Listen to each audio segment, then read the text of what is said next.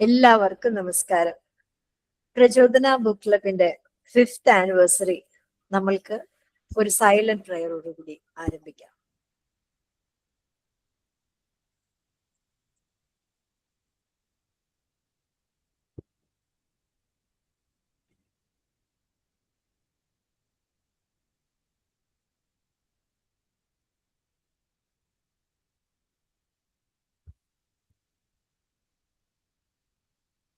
സർവേശ്വരനോട് പ്രാർത്ഥിച്ചുകൊണ്ട് നമ്മൾ 2021 പുതുശ്ശേരി അച്ഛൻ ഉദ്ഘാടനം ചെയ്ത് നൽകിയ പ്രചോദന ബുക്ക് ക്ലബ് അതിന്റെ 5ാമത്തെ വാർഷികത്തിൽ എത്തി നിൽക്കുകയാണ്. 2021 മാർച്ച് 8 ചൂസ് ടു ചാലഞ്ച് എന്നുള്ളതായിരുന്നു ആ വർഷത്തെ തീം. അന്ന് കൊറോണ കാലഘട്ടത്തില് പ്രചോദനയുടെ ക്രിയേറ്റീവ് തിങ്കേഴ്സ് എന്ന് പറയുന്ന ഒരു ഗ്രൂപ്പിൽ നിന്ന് ഇൻസ്പയർ ആയി ഓരോ മാസം ഓരോ ബുക്ക് എന്ന ആശയം അതിനെ ഒരു കറക്റ്റ് ഫോർമാറ്റിലാക്കി ഞങ്ങൾക്കൊരു ഗൈഡൻസ് തന്ന് ആലിസ് മാമിന്റെ മോള് സാറ യാത്ര ആരംഭിച്ച് നമ്മള് ഇപ്പൊ 59ാമത്തെ ബുക്കിൽ എത്തി നിൽക്കുകയാണ്. ദൈവത്തിന്റെ അനുഗ്രഹം കൊണ്ട് നമ്മൾക്ക് പുതുശ്ശേരി അച്ഛന്റെ കൗൺസിലിംഗ് കഥകളിലൂടെ എന്ന് പറയുന്ന ബുക്കാണ് നമ്മൾ ഈ മാസം സെലക്ട് ചെയ്തത്. അതിനെക്കുറിച്ച് സംസാരിക്കാനും വുമൻസ് ഡേ മെസ്സേജ് നമ്മൾക്ക് നൽകാനും 5th ആനിവേഴ്സറി എന്ന് പറയുന്ന ഈ ഒരു മൈൽ സ്റ്റോൺ നമ്മുടെ കൂടെ ആഘോഷിക്കാനും ഈ ക്ഷണം സ്വീകരിച്ച് ഇവിടെ എത്തിയിട്ടുള്ള പുതുശ്ശേരി അച്ഛനെ ഹൃദയത്തിന്റെ ഭാഷയിൽ സ്വാഗതം ചെയ്യുന്നു. Thank you. ഏതൊരു പ്രോഗ്രാമിന്റെയും ഒരു കളക്റ്റീവ് എഫേർട്ട് എന്ന് പറയുന്നത് അത് ഓർഗനൈസ് ചെയ്യുന്നവര്, അതിൽ പങ്കെടുക്കാൻ വരുന്നത്. അപ്പോൾ തീർച്ചയായിട്ടും ഈ പ്രചോദനം മുന്നോട്ട് നയിക്കുമ്പോ ആലിസ് ഔഷ എന്ന് പറയുന്ന 2 വ്യക്തികൾ ഇങ്ങനെ നിങ്ങളുടെ മുമ്പിൽ ഇരിക്കുന്നുണ്ടെങ്കിൽ ഇതിലെ ഓരോ പാർട്ടിസിപ്പൻസും ഞങ്ങൾക്കൊരു ശക്തിയായിട്ട് എപ്പോഴും ഒരു ഓൺലൈൻ പ്രചോദന ഒരു ഓഫ്ലൈൻ പരിപാടി നടത്തിയാലും പലപ്പോഴും ഞങ്ങളിപ്പോ ഹ്യൂമൻ ലൈബ്രറി സ്റ്റാർട്ട് പ്രചോദന എന്ന് പറഞ്ഞാൽ അത് ഓൺലൈൻ എന്നുള്ളത് മനസ്സിൽ തങ്ങിയിരിക്കുകയാണ് എല്ലാവർക്കും. അപ്പൊ പലപ്പോഴും പ്രോഗ്രാം ഷെഡ്യൂൾ ചെയ്ത് പോസ്റ്ററുള്ളവർ ശ്രദ്ധിക്കുന്ന പോലുമില്ല. പലപ്പോഴും എന്നോട് ഹ്യൂമൻ ലൈബ്രറി 2 മണിയാവുമ്പോ ലിങ്ക് അയച്ചില്ലല്ലോ എന്ന് പറയും. അപ്പോ ലിങ്ക് അല്ല, ഇത് ഓഫ്ലൈൻ പ്രോഗ്രാം ആണ്. അപ്പോ ഓൺലൈനിൽ ലോകത്തിന്റെ പല ഭാഗത്ത് നിന്ന് ഞങ്ങളെ കേൾക്കാൻ പ്രചോദനയുടെ ഒപ്പം നിൽക്കുന്ന പ്രചോദന ബുക്ക് ക്ലബ് മെമ്പേഴ്സും കൂടാതെ കേരള കൗൺസിലേഴ്സ് ഫോറം മെമ്പേഴ്സ് ഉണ്ട്, പ്രചോദനം ബൈ പ്രചോദനയിലെ മെമ്പേഴ്സ് ഉണ്ട്. നിങ്ങളെല്ലാവരെയും സ്വാഗതം ചെയ്യുന്നു. And last but not least, Alice in Wonderland. Alice മാമിന്റെ ആ ഒരു എനർജിയാണ് പ്രചോദനയെ മുന്നോട്ട് നയിക്കുന്നതില് ഒരു പ്രധാന ഘടകമായിട്ട് നിൽക്കുന്നത്. അപ്പോ ഈ ഒരു ആഘോഷവേളയിൽ ഇന്റർനാഷണൽ വുമൻസ് ഡേയില് ജീവിച്ചു കാണിക്കുന്ന ഒരു വ്യക്തി എങ്ങനെ ആകണം, ആ വ്യക്തി എന്നുള്ളത് ഞാൻ ശ്രദ്ധാപൂർവം ഉപയോഗിച്ചു തന്നെയാണ്. ആണായിക്കോട്ടെ പെണ്ണായിക്കോട്ടെ, ഒരു വ്യക്തി അവരുടെ ലൈഫ് എങ്ങനെ നയിക്കണം, ഏതൊക്കെ പ്രതിസന്ധി ഘട്ടങ്ങളിലൂടെ കടന്നു പോയാലും നമ്മൾ എങ്ങനെയാണ് നമ്മളെ ഒരുക്കേണ്ടത് വാർദ്ധക്യത്തിലേക്ക് എന്നുള്ളത് ജീവിച്ചു കാണിക്കുന്ന ആലിസ് മാമിന് സന്തോഷപൂർവ്വം പ്രചോദന ബുക്ക് ക്ലബിന്റെ 5th ആനിവേഴ്സറിയിലേക്ക് ക്ഷണിക്കുന്നു. Now, 2026 ഈ വർഷത്തെ ഇന്റർനാഷണൽ വുമൻസ് ഡേയുടെ തീം എന്ന് പറയുന്നത് ഗിവ് ടു ഗെയിൻ എന്ന് പറയുന്ന ഒരു ആശയമാണ്. Give with grace, receive with gratitude. This is the happiness mantra എന്ന് ഹിന്ദുവിൽ ഒരു ആർട്ടിക്കിൾ വന്നതാണ്. അപ്പോ കൊടുക്കുന്തോറും കൂടുന്ന ഒരു കാര്യമാണ് അറിവ് എന്ന് പറയുന്നത്. ആ അറിവ് പങ്കുവയ്ക്കാൻ ഒരു കൂട്ടായ്മ, that is Prachodana book club. So international women's ഡേയുടെ ഈ വർഷത്തെ തീമിനോട് ചേർന്ന് നിൽക്കുന്നതാണ് പ്രചോദനയുടെ ബുക്ക് ക്ലബ് എന്ന് പറയുന്നത്. വായനയുടെ ലോകത്തേക്ക് ഈ തിരക്ക് പിടിച്ച് നടക്കുമ്പോൾ ചേർത്ത് നിർത്തി 30-35 പേരിൽ തുടങ്ങിയത് ഇപ്പൊ ഞങ്ങൾ 91 മെമ്പേഴ്സിൽ എത്തി നിൽക്കുകയാണ് 5ാം വാർഷികത്തിലേക്ക് അടുത്തപ്പോ. ഈ ഒരു കമ്മ്യൂണിറ്റി റീഡിംഗ് എന്ന് പറയുന്നത് തീർച്ചയായിട്ടും ഇതിൽ ആദ്യമായിട്ട് കേൾക്കുന്നവർക്ക് പറയാണ്, ഞങ്ങളുടെ ഫോർമാറ്റ് വളരെ സിമ്പിളാണ്. ഒരു മാസം ഒരു ബുക്ക്, അത് സജസ്റ്റ് ചെയ്ത് നമുക്ക് കിട്ടിക്കഴിയുമ്പോൾ നമ്മൾ അത് വായിച്ച് നമ്മുടേതായിട്ടുള്ള രീതിയിൽ അതിലെ ആശയം ഉൾക്കൊള്ളാം. അല്ലാത്ത പക്ഷം 5 or 6 പേര് ആ ബുക്കിന്റെ ഒരു അബ്സ്ട്രാക്ട് നമ്മളിലേക്ക് ഓഡിയോ ആയിട്ട് വാട്സപ്പ് ഗ്രൂപ്പിൽ എത്തിച്ചു നൽകുന്നു. നമുക്ക് അവരുടെ എക്സ്പീരിയൻസും കൂടി ഇൻക്ലൂഡ് ചെയ്തിട്ട് നമുക്കത് കേൾക്കാം, വായിക്കാം, കേൾക്കാം. അല്ലാത്ത പക്ഷം ആ 1 മണിക്കൂർ ചർച്ച നമ്മൾക്ക് പങ്കെടുത്തു കഴിഞ്ഞാൽ ആ ബുക്കിന്റെ ഒരു എസൻസ് നമ്മുടെ ജീവിതമാകുന്ന യാത്രയെ സുന്ദരമാക്കാനായിട്ടുള്ള എന്തെങ്കിലും ഒരു ടിപ്പ് നമുക്ക് എന്തായാലും കിട്ടും. ഇതൊന്നും സാധ്യമായില്ലെങ്കിൽ ഇതിന്റെ യൂട്യൂബ് റെക്കോർഡിങ്സ് നമുക്ക് പ്രചോദനയുടെ ചാനലിൽ വരുമ്പോൾ അത് നമ്മുടെ സൗകര്യത്തിനനുസരിച്ച് നമുക്ക് കേൾക്കാം, ആശയങ്ങൾ ഉൾക്കൊള്ളാം. ഇതൊന്നും സാധിച്ചില്ല, ഈ 4 ഫോർമാറ്റും സാധിച്ചില്ലെങ്കിൽ കൗൺസിലിംഗ് കഥകളിലൂടെ എന്ന് പറയുന്നത് നമ്മൾക്ക് ഇന്നത്തെ കാലഘട്ടത്തിൽ നമുക്ക് ChatGPT ചോദിച്ചാൽ അതിന്റെ ഒരു അബ്സ്ട്രാക്ട് പറഞ്ഞു തരും. അപ്പൊ ആ ബുക്ക് നമുക്ക് അങ്ങനെ പല വിധത്തിൽ നമ്മളുടെ അറിവ് വർദ്ധിപ്പിക്കാനായിട്ട് നമുക്ക് യൂസ് ചെയ്യാം. ഇനി ഗിവ് ടു ഗെയിൻ എന്ന് പറയുന്ന ഈ വർഷത്തെ തീമിൽ നമ്മൾ ചെയ്യേണ്ടത് ഇത്ര മാത്രമാണ്. നമ്മൾ വായിക്കുന്ന ഓരോ ബുക്കും ഒരു വ്യക്തിയോടെങ്കിലും ആ ബുക്കിന്റെ ഒരു ആശയം ഈ ഔട്ട്സൈഡ് പ്രചോദന സർക്കിൾ നിങ്ങൾ ഓരോരുത്തരും എത്തിക്കണം. അപ്പോ ഓരോ കോണ്ടെക്സ്റ്റും അച്ഛൻ വളരെ ബ്യൂട്ടിഫുൾ ആയിട്ട് ഈ ബുക്കില് നമ്മൾക്ക് ഓരോരുത്തർക്കും കഥകളിലൂടെ കാര്യം പറഞ്ഞു തന്നിട്ടുണ്ട്. അപ്പോ ഈ വർഷം 2026 പ്രചോദന ബുക്ക് ക്ലബ്ബ് 6ാം വർഷത്തിലേക്ക് കടക്കുമ്പോൾ വളരെ സന്തോഷപൂർവ്വം പറയുകയാണ്, 12 മാസം 12 ഓതേഴ്സ് അത് പുതുശ്ശേരി അച്ഛനിൽ നിന്ന് നമ്മൾ തുടങ്ങുകയാണ്. എഴുതിയ വ്യക്തി തന്നെ നമ്മളെ ജോയിൻ ചെയ്യും. ഇനിയുള്ള 12 മാസങ്ങളും പ്രചോദന ബുക്ക് ക്ലബിനെ സംബന്ധിച്ചിടത്തോളം ഓരോ മാസവും സ്പെഷ്യലാണ്. കാരണം എന്താ, ഓരോ മാസവും ഓരോ ബുക്ക് എഴുതിയ വ്യക്തികൾ പ്രോമിസ് ചെയ്തിട്ടുണ്ട് നമുക്ക്, they will be coming with us എന്നുള്ളത്. അതില് ബുക്ക് ക്ലബിലെ മെമ്പേഴ്സിന് കൃത്യമായിട്ട് അറിയാം ആ 12 പേരും ആരാണ് എന്നുള്ളത്. ആ ഒരു ക്യൂരിയോസിറ്റി, ആ 12 പേർ ആരായിരിക്കാം എന്നുള്ളൊരു ക്യൂരിയോസിറ്റി നിങ്ങളെ പ്രചോദന ബുക്ക് ക്ലബിൽ ചേരാനുള്ള ഒരു ഇന്ധനമാവട്ടെ എന്ന് ആശംസിച്ചുകൊണ്ട് ഇന്നത്തെ ചീഫ് ഗസ്റ്റ് നമ്മുടെ 5th ആനിവേഴ്സറി സെലിബ്രേഷൻ ഒരു മെമ്മറബിൾ മൊമെന്റ് ആക്കാനായിട്ട് ഈ 2020 ക്രിക്കറ്റ് വേൾഡ് കപ്പ് നടന്നുകൊണ്ടിരിക്കുമ്പോഴും ഈ ഒരു മൊമെന്റില് ഞങ്ങളുമായിട്ട് വുമൻസ് ഡേയുടെ മെസ്സേജും ബുക്കിനെ കുറിച്ചുള്ള മെസ്സേജും ഒരു പ്രസൻസ് ആയിട്ട്, ഒരു ബ്ലെസ്സിങ് ആയിട്ട് നിങ്ങൾക്കായിട്ട് പരിചയപ്പെടുത്താൻ ഒഫീഷ്യലി ആലിസ് മാമിനെ ഇൻവൈറ്റ് ചെയ്യും. Thank you Usha, thank you so much. എല്ലാവർക്കും നമസ്കാരം. ഉഷ പറഞ്ഞതുപോലെ ഉഷ ഒരു കമന്റ് പറഞ്ഞു എന്നോട്, എന്നെ പറ്റി. എന്താണ് ഇത്ര എനർജറ്റിക് ആയിരിക്കണം എന്താണ്? കാരണം ഉഷയെ പോലെയുള്ള യങ്സ്റ്റേഴ്സ് ആണ് എന്റെ ഫ്രണ്ട്സ്. ഞാൻ അവരിൽ നിന്നൊക്കെ എനർജി ചോർത്തിയെടുക്കാന്ന് അവരറിയണില്ല. അതുകൊണ്ട് തന്നെയാണ് ഹാപ്പി ആയിട്ടും എനർജറ്റിക് ആയിട്ടും ഇരിക്കുന്നത്. നമ്മൾ ആരോട് കൂട്ടുകൂടണോ അതാണ് നമ്മുടെ എനർജി വൈബ് എന്ന് പറയുന്നത്. അപ്പൊ ഇന്ന് നമുക്ക് വിമൻസ് ഡേ ആണ്. 3 കാര്യങ്ങളാണ് പ്രചോദനയുടെ 5th ആനിവേഴ്സറി. ഈ ഫസ്റ്റ് നമ്മൾ തുടങ്ങുന്ന സമയത്ത് തന്നെ ഇതിനെപ്പറ്റി നമ്മൾ ചർച്ച ചെയ്യുമ്പം നമ്മൾ പലരെയും സമീപിച്ച് ഇതിനെപ്പറ്റി ഒന്ന് അറിയാനായിട്ട്, അല്ലെങ്കിൽ ഇതെങ്ങനെ പോകും, അപ്പൊ പലരും നിരുത്സാഹപ്പെടുത്തുകയാണ് ചെയ്തത്. പക്ഷെ അച്ഛനാണ് നമ്മളോട് പറഞ്ഞത് ഇതൊരു നല്ല ഐഡിയ ആണ്, ഇത് യു ഗോ ഫോർവേഡ് എന്ന് പറഞ്ഞിട്ടാണ് നമുക്ക് ഇത് ഇനാഗുറേറ്റ് ചെയ്ത് തന്നത്. അത് വെറുതെ ആയില്ല അച്ഛൻ. കാരണം ഇപ്പൊ ഞങ്ങൾ എവിടെ ചെന്നാലും അറിയപ്പെടുന്നത് ഈ ബുക്ക് ക്ലബിന്റെ പേരിലാണ്. വേറെ കൗൺസിലിംഗ് സെന്ററിന്റെയോ ഒന്നുമല്ല, ഈ ബുക്ക് ക്ലബിന്റെ പേരിൽ തന്നെയാണ്. ഞങ്ങൾക്ക് ഇത്രയും ഫ്രണ്ട്സിനെ കിട്ടിയിരിക്കുന്നതും ബുക്ക് ക്ലബിൻ മൂലം കൂടുതലാണ്. അതുകൂടി അതിൽ കൂടിയാണ്. പിന്നെ നമ്മൾ ഇന്ന് വിമൻസ് ഡേ ആണ്. അതിലൊരു പ്രത്യേകത എന്ന് പറഞ്ഞാൽ 2 വിമൻ കൂടി ചെയ്ത ഒരു പ്രവൃത്തിയാണത്. അതിനകത്ത് വേറെ ആരും അതിന്റെ ബിഗിനിങ്ങിൽ ഇല്ല. അപ്പൊ ഞങ്ങളുടെ ഒരു എന്താ പറയാ കൂട്ടായ്മയിൽ നിന്ന് ഉത്ഭവിച്ചതാണിത്. അപ്പൊ അത് ഇത്രയും നല്ല രീതിയിൽ പറ്റിയതിൽ വളരെയധികം സന്തോഷമുണ്ട്. എല്ലാവരോടും താങ്ക്സ് ഉണ്ട്. ഉഷ പറഞ്ഞ പോലെ മറ്റുള്ളവരെല്ലാം കൂടിയാണ് ഞങ്ങളെ ഇങ്ങനെ വളർത്തിയത്. അപ്പം സ്ത്രീകളുടെ ശക്തി എന്ന് പറയുന്നത് വളരെ നിസ്സാരമൊന്നുമല്ല. അപ്പൊ ഈ കാട്ടിൽ ഞാനിപ്പോ അച്ഛന്റെ ബുക്ക് കൗൺസിലിംഗ് കഥകളിലൂടെ എന്നുള്ളതാണല്ലോ. അപ്പൊ ഒരു മിനിറ്റ് എടുത്ത് ഞാനൊരു കഥ പറഞ്ഞാൽ കുഴപ്പമില്ലല്ലോ.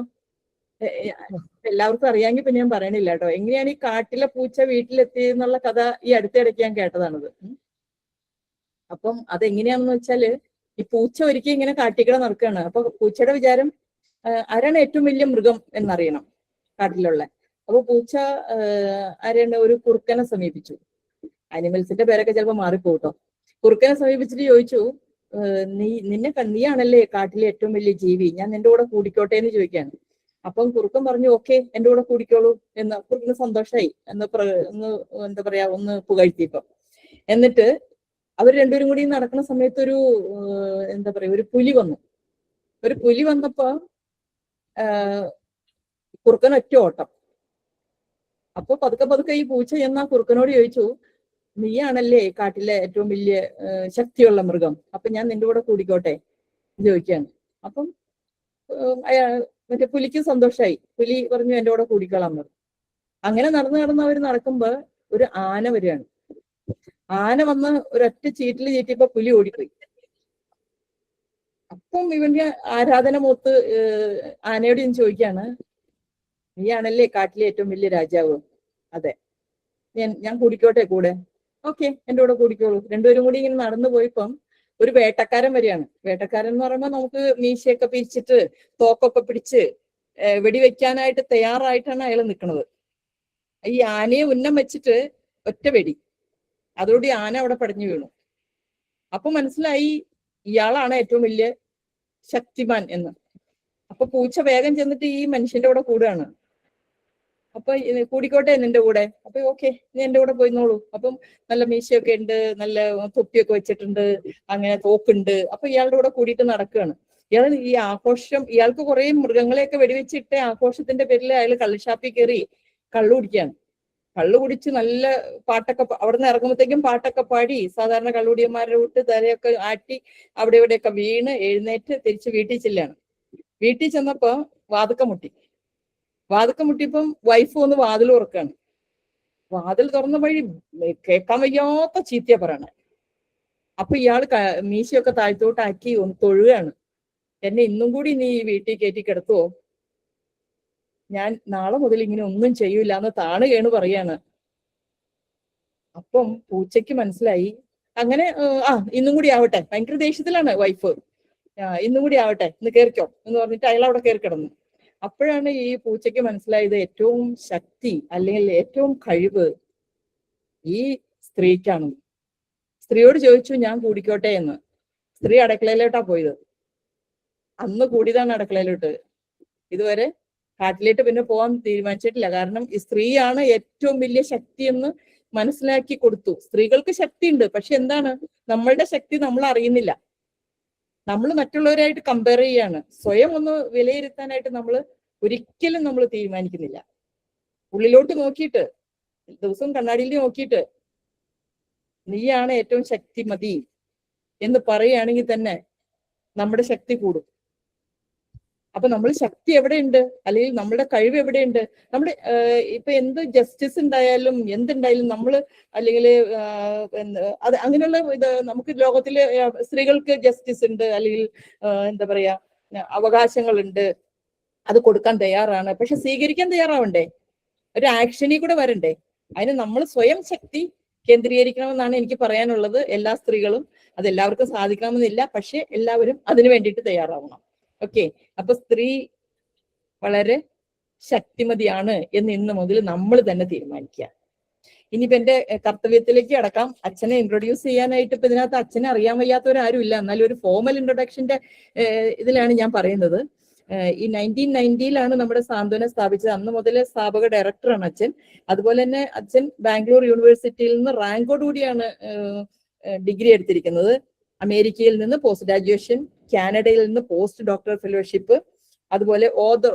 അതാണ് ഏറ്റവും വലുത്, ഒരു ഓതറാണ് അച്ഛൻ. കുറെ ബുക്കുകൾ. കാരണം വെച്ചാൽ ഈ ഇപ്പൊ എഴുതുന്ന ബുക്കുകളൊക്കെ ഓരോ കഥയും നമ്മുടെ ജീവിതത്തെ മാറ്റിമറിക്കുന്ന കഥയാണെന്ന് എനിക്ക് തോന്നിയിട്ടുണ്ട്. ഞാൻ എല്ലാ ബുക്കും തന്നെ ഒന്ന് ജസ്റ്റ് വായിച്ചിട്ടുണ്ട്, പക്ഷെ എല്ലാം ഫുള്ള് വായിച്ചിട്ടില്ലെങ്കിലും അതിൽ ചില കഥകൾ ഞാൻ വായിച്ചിട്ടുണ്ട്. അപ്പം ഇതൊക്കെ നമ്മുടെ ജീവിതത്തെ മാറ്റിമറിക്കുന്ന ഓരോ സംഭവങ്ങളാണ് അച്ഛൻ ആ കഥകളിൽ കൂടി, ചെറിയ കഥകളിൽ കൂടി വിവരിക്കുന്നത്. ഓക്കെ, അപ്പം അങ്ങനെയുള്ള ഒരു ഓഥറാണ്. അതുപോലെ തന്നെ സ്വദേശത്തും വിദേശത്തുമായിട്ട് ധാരാളം ട്രെയിനിങ് പ്രോഗ്രാം എടുത്തിരിക്കുന്ന ആളാണ്. പിന്നെ ഏറ്റവും എന്നെ ഇൻട്രസ്റ്റിംഗ് ആയിട്ട് അച്ഛനെ ഇൻട്രൊഡ്യൂസ് ചെയ്യുമ്പോൾ എപ്പോഴും ഞാൻ പറയണത്, ഏറ്റവും ഇൻട്രസ്റ്റിംഗ് ആയിട്ട് എനിക്ക് തോന്നുന്നത് അച്ഛൻ 24 രാജ്യങ്ങൾ സന്ദർശിച്ചിട്ടുണ്ട്. അതൊരു ഭയങ്കര ഒരു ഇൻസ്പിറേഷൻ ആണ് എനിക്കത് വായിക്കുമ്പോൾ.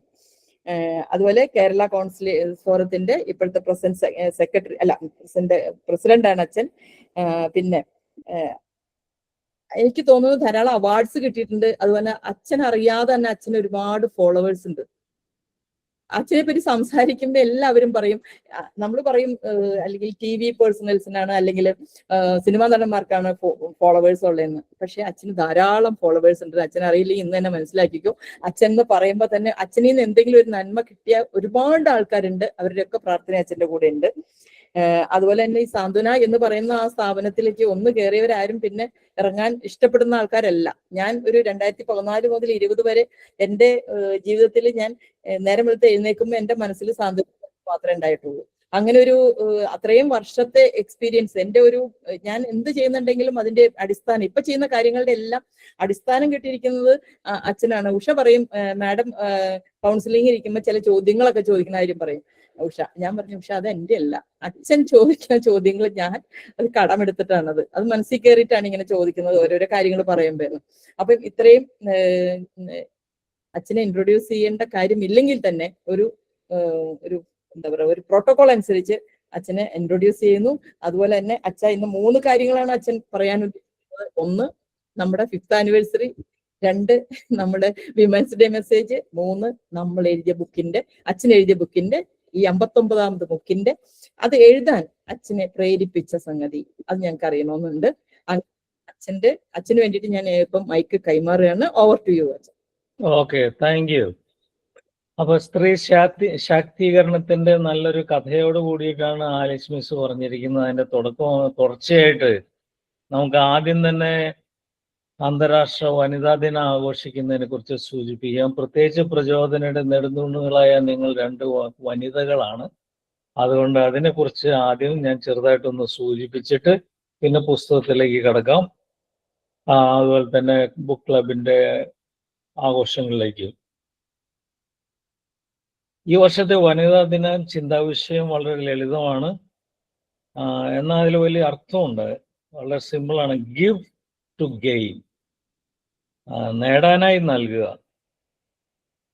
കേൾക്കുമ്പോൾ ഇത് ചെറിയ വാചകമാണെങ്കിലും നമ്മുടെ സമൂഹത്തിന്റെ ഭാവി മാറ്റിയെഴുതാൻ ശക്തിയുള്ള വലിയൊരു സന്ദേശമാണ്. Give to gain. എന്താണ് നൽകേണ്ടത്? നൽകുക എന്ന് പറയുമ്പോൾ അത് കേവലം ഒരു ഔദാര്യമല്ല. ഇപ്പൊ സ്ത്രീകൾക്ക് വാർഡ് റിസർവേഷൻ ഇങ്ങനെയുള്ള എന്ത് ചെയ്യുന്നു അത് ഔദാര്യമായിട്ട് കാണേണ്ടതില്ല. വർഷങ്ങളായി മാറ്റി നിർത്തപ്പെട്ട ഒരു സമൂഹത്തിന് അവർക്ക് അർഹപ്പെട്ടത് തിരികെ നൽകുക എന്നതാണ് ഇവിടെ അർത്ഥമാക്കുന്നത്. നാം എന്തൊക്കെയാണ് സ്ത്രീകൾക്ക് നൽകേണ്ടത്? അവർക്ക് സ്വപ്നം കാണാനും അത് സ്വന്തമാക്കാനുള്ള അവസരങ്ങൾ നൽകണം. തൊഴിലിടങ്ങളിലും സമൂഹത്തിലും അവർക്ക് അർഹിക്കുന്ന ബഹുമാനവും തുല്യതയും നൽകുക. ഇപ്പൊ തൊഴിലിടങ്ങളിൽ തുല്യത വന്നത് IT മേഖല വന്നതിന് ശേഷം മാത്രമേ ഉള്ളൂ. അതിനു മുമ്പ് 2 ശമ്പളം ഒരേ ജോലിയാണെങ്കിൽ തന്നെയും. അവരുടെ ശബ്ദങ്ങൾക്ക് കാതോർക്കാൻ നമുക്ക് സമയം നൽകുക. മുൻവിധികൾ ഇല്ലാതെ അവരെ അംഗീകരിക്കാനുള്ള മനസ്സ് നൽകുക. ഇതൊക്കെയാണ് നൽകാനുള്ളത്. ഇതൊക്കെ നൽകുമ്പോൾ നമ്മൾ എന്താ നേടുന്നത്? സ്ത്രീകൾക്ക് കൂടുതൽ അവസരങ്ങളും അധികാരങ്ങളും നൽകുമ്പോൾ അത് പുരുഷന്മാർക്കോ സമൂഹത്തിനോ ഉള്ള ഒരു നഷ്ടമാണെന്ന് ചിലരെങ്കിലും തെറ്റിദ്ധരിച്ചിട്ടുണ്ട്. എന്നാൽ യാഥാർത്ഥ്യം അതല്ല. നാം സ്ത്രീകൾക്ക് നൽകുന്നതെന്തും ഇരട്ടിയായി നമുക്ക് തന്നെ തിരികെ ലഭിക്കുന്നു എന്നതാണ് സത്യം. ഉദാഹരണങ്ങള്, നാം ഒരു പെൺകുട്ടിക്ക് മികച്ച വിദ്യാഭ്യാസം നൽകുമ്പോൾ നാം നേടുന്നത് ബോധവൽക്കരിക്കപ്പെട്ട കൂടുതൽ കഴിവുള്ള ഒരു പുതുതലമുറയെയാണ്. സാമ്പത്തിക സ്വാതന്ത്ര്യം നൽകിയാൽ സ്ത്രീകൾക്ക് തൊഴിലവസരങ്ങളും സാമ്പത്തിക സ്വാതന്ത്ര്യം നൽകുമ്പോൾ ദാരിദ്ര്യം കുറയുകയും നമ്മുടെ നാടിന്റെ സമ്പദ് വ്യവസ്ഥ കുതിച്ചുയരുകയും ചെയ്യും. പിന്തുണ നൽകിയാൽ സ്ത്രീകൾക്ക് മികച്ച നേതൃസ്ഥാനങ്ങളിൽ നൽകുമ്പോൾ കൂടുതൽ സഹാനുഭൂതിയുള്ള എല്ലാവരെയും ഉൾക്കൊള്ളുന്ന വികസനം നാം നേടുന്നു. ചുരുക്കത്തിൽ സ്ത്രീകളുടെ വളർച്ച ഒരിക്കലും അവർക്ക് മാത്രമുള്ളതല്ല, അത് സമൂഹത്തിന്റെ മുഴുവൻ വളർച്ചയാണ്. ഒരു കുടുംബത്തിൽ സ്ത്രീ സന്തോഷവതിയും സ്വതന്ത്രയുമാണെങ്കിൽ ആ കുടുംബം മുഴുവൻ പുരോഗമിക്കുന്നു.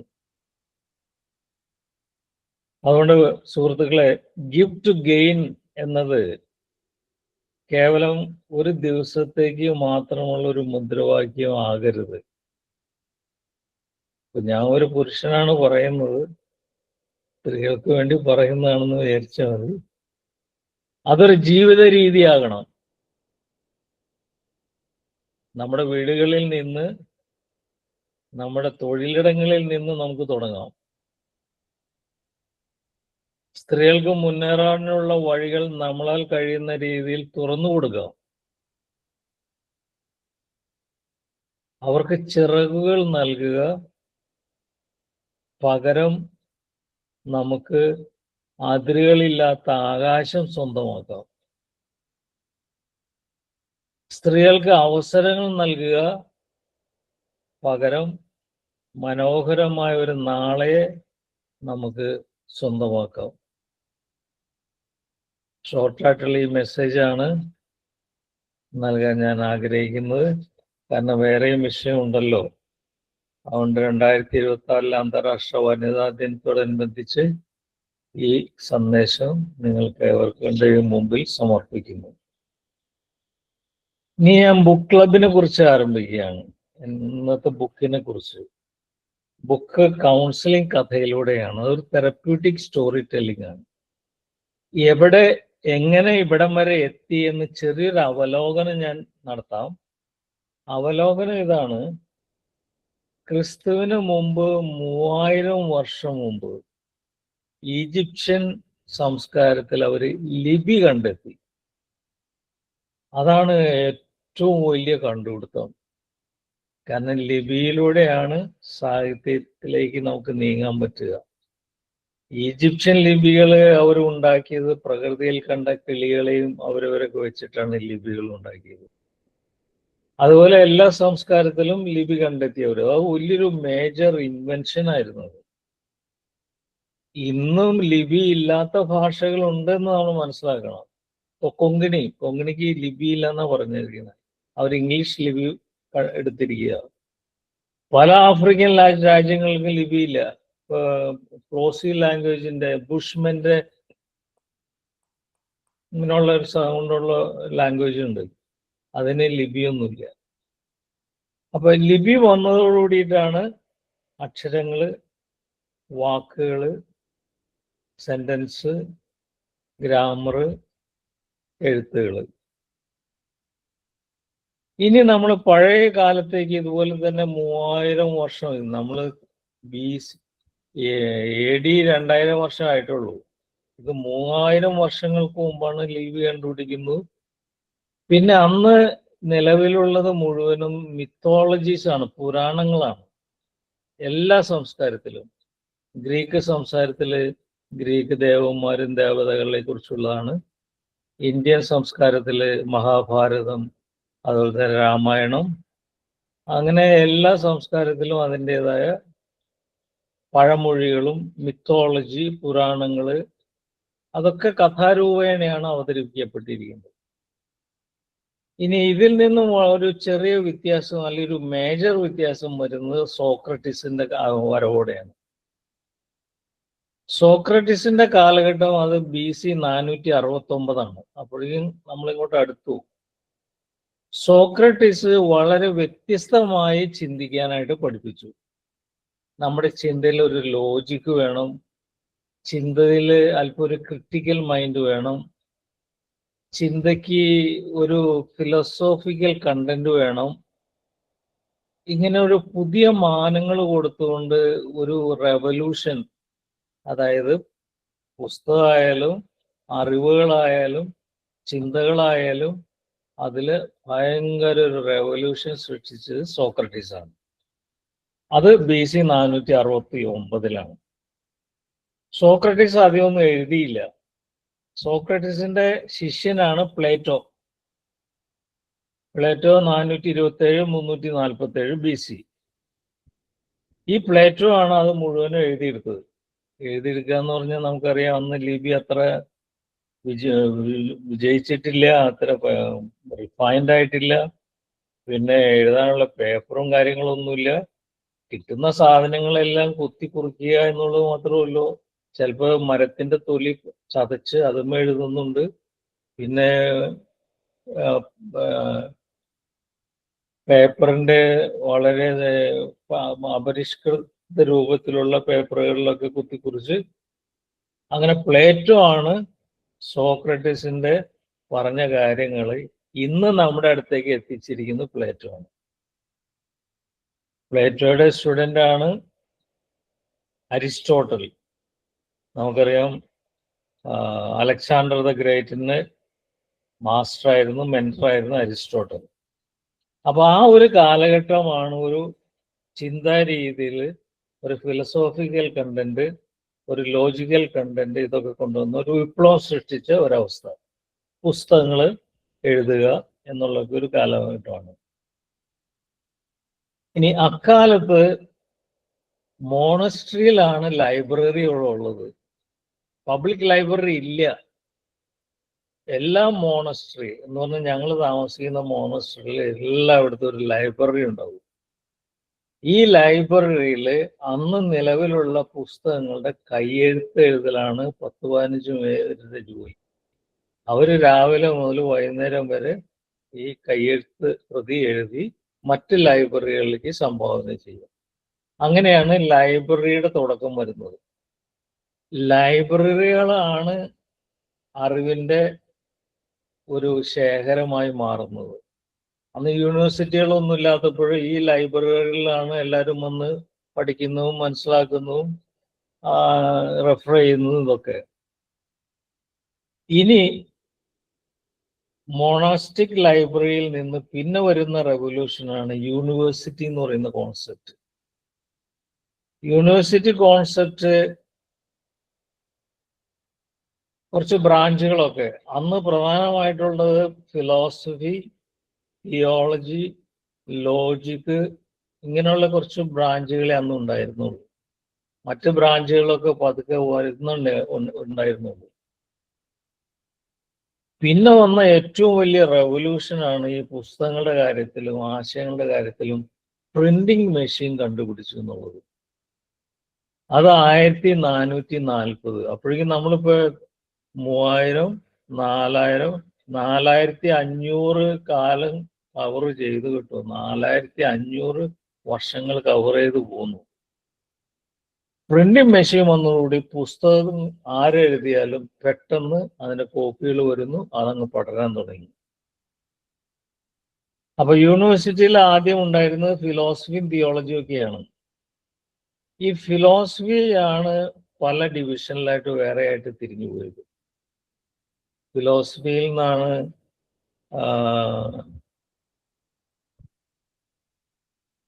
ലോജിക്ക് വരുന്നു, സൈക്കോളജി വരുന്നു, ന്യൂറോളജി വരുന്നു. ഇങ്ങനെയൊക്കെ പതുക്കെ പതുക്കെ പതുക്കെ പല ബ്രാഞ്ചുകളായിട്ട് വരുന്നത്. ഇനി നമ്മൾ കുറച്ച് കൊല്ലോടെ ഇങ്ങോട്ട് വന്ന ഫ്രോയിഡിന്റെ കാലഘട്ടമാണ്. അത് 1856. അപ്പോഴും 19 നൂറ്റാണ്ടായി. നമ്മൾ ഇങ്ങേ അറ്റത്ത് എത്തിക്കഴിഞ്ഞു. ഫ്രോയിഡ് ന്യൂറോളജിസ്റ്റ് ആയിരുന്നു. അപ്പൊ അന്ന് സൈക്കോളജി ഒന്നും ഇല്ല, അങ്ങനൊരു ഭാഗമല്ല വിഭാഗമല്ല ഒന്നുമില്ല. ന്യൂറോളജിസ്റ്റ് ആയ ഫ്രോയിഡ് ആണ് പിന്നെ അങ്ങനൊരു ശാഖ തുടങ്ങിയിടുന്നത്. അതിൻ്റെ ഒരു ഫൗണ്ടേഷൻ. ഇവരൊക്കെ ഓരോ കാലഘട്ടങ്ങളിൽ ഓരോ കാര്യങ്ങളുടെ ഫൗണ്ടേഷൻ ഇട്ട് തന്നു എന്നുള്ളതാണ് ഏറ്റവും വലിയ നേട്ടമായിട്ടുള്ളത്. ഇനി ഫ്രോയിഡിന്റെ ഈ ഫൗണ്ടേഷൻ ഫോളോ ചെയ്തവരെല്ലാവരും ഡിസോർഡർ ബേസ്ഡ് ആയിട്ടാണ് ഫോളോ ചെയ്യുന്നത്. അത് നമ്മുടെ കാലഘട്ടത്തിലും ഇപ്പോഴും അങ്ങനെ ഫോളോ ചെയ്യുന്നുണ്ട്. അങ്ങനെ ഇരിക്കുമ്പോഴാണ് പെട്ടെന്ന് കൊല്ലങ്ങൾ മാറാനുണ്ടോ? 1988 വരുന്നത് പോസിറ്റീവ് സൈക്കോളജി എന്ന് പറഞ്ഞിട്ട്. അത് മാർട്ടിൻ സെലിഗ്മാൻ 1988 പെൻസിൽവേനിയ യൂണിവേഴ്സിറ്റിയിലാണ് അത് തുടങ്ങുന്നത്. ഞാൻ 82 പഠിച്ചത് പെൻസിൽവേനിയ സ്റ്റേറ്റിലാണ്. അപ്പൊ അവിടെയുള്ള യൂണിവേഴ്സിറ്റിയിലാണ് പുള്ളി ഈ പോസിറ്റീവ് സൈക്കോളജി എന്ന് പറഞ്ഞ പുതിയൊരു കോൺസെപ്റ്റ് കൊണ്ടുവരുന്നത്. അതിൽ നിന്നാണ് ഓരോ രാജ്യത്തെ വിലയിരുത്തിയിട്ട് ഹാപ്പിനെസ് ഇൻഡെക്സ് ഒക്കെ തീരുമാനിക്കാൻ വന്നത്. അങ്ങനെ ഹാപ്പിനെസ് ഇൻഡെക്സ് തീരുമാനിച്ച 1-2 സ്ഥലമുണ്ടല്ലോ. ഫിൻലാൻഡ്, പ്രേമ ടീച്ചർ ഫിൻലാൻഡിൽ പോയി വന്നപ്പോൾ എനിക്ക് ഒരു കപ്പ് കൊണ്ടുവന്ന് വന്നു, ഫിൻലാൻഡ് എന്ന് എഴുതിയത്. അന്ന് മുതൽ ഞാൻ ആ കപ്പിലാണ് എന്നും ചായ കുടിച്ചുകൊണ്ടിരുന്നത്. അത് കഴിഞ്ഞ ആഴ്ച കാണാതായി. ഞാൻ ഇപ്പൊ കപ്പ് മാറി. പിന്നെ ഏഷ്യയിൽ ഭൂട്ടാൻ ഹാപ്പിനെസ് ഇൻഡെക്സിൽ കയറിയുന്നത് ഭൂട്ടാനാണ്. അപ്പോ ഈ ഹാപ്പിനെസ് ഇൻഡെക്സിനോട് ചുറ്റിപ്പറ്റിയാണ് പോസിറ്റീവ് സൈക്കോളജി വന്നു. അതിനെ ചുറ്റിപ്പറ്റിയാണ് ഈ തെറപ്യൂട്ടിക് സ്റ്റോറി ടെല്ലിംഗ് വരുന്നത്. ആ ഒരു ബ്രാഞ്ച് ഡെവലപ്പ് ചെയ്യാൻ തുടങ്ങി. ഇനി ആ ബ്രാഞ്ചിനെ കുറിച്ചുള്ള ചെറിയൊരു ഇൻട്രഡക്ഷൻ ഞാൻ ഈ പുസ്തകത്തിൽ കൊടുത്തൊന്ന് വായിക്കാം. കാരണം ആ ഇൻട്രഡക്ഷൻ ആണ് ഇത് തുടങ്ങാനുള്ള നമ്മുടെ മനസ്സിൽ കിട്ടിയ പ്രചോദനം. കഥ പറച്ചിൽ മനുഷ്യ മനസ്സിനെ അനായാസമായി കീഴടക്കുന്ന ഒരു കലാരൂപമാണ്. അത് ഈ കലാരൂപം പല രീതിയിൽ, കഥ പറച്ചിൽ, കഥാപ്രസംഗം, അല്ലെങ്കിൽ പുരാണങ്ങൾ, എല്ലാം കഥകളാണ്. വളരെ സങ്കീർണമായ തത്വസംഹിതകളെ സരളമായി അവതരിപ്പിക്കാൻ കഥകൾക്ക് കഴിയും. ബൈബിൾ അത്തരം സന്ദർഭ കഥകളാൽ സമൃദ്ധമാണ്. അവിടെ യേശു ചില സത്യങ്ങൾ വ്യക്തമാക്കുന്നതിന് കഥ പറച്ചിലിന്റെ ലാളിത്യം ഉപയോഗിച്ചു. ഉദാഹരണത്തിന് പക്ഷികളുടെ ഉപമകളിലൂടെ ദൈവിക സംരക്ഷണത്തെക്കുറിച്ച് അദ്ദേഹം നടത്തിയ പ്രഭാഷണം ശ്രദ്ധേയമാണ്. വളരെ ലളിതമായിട്ട് പക്ഷിയെ നോക്കുക, എത്രയോ ഭംഗിയായിട്ട് അത് പോകുന്നു, അതിന് ആ ഉത്കണ്ഠയൊന്നുമില്ല. നല്ല സമരിയാക്കാരന്റെ ഉപമയിലൂടെ, ആ കഥയിലൂടെ അയൽക്കാരനോടുള്ള സ്നേഹത്തിന്റെ ആഴം യേശു സമർത്ഥമായി ചിത്രീകരിക്കുന്നു.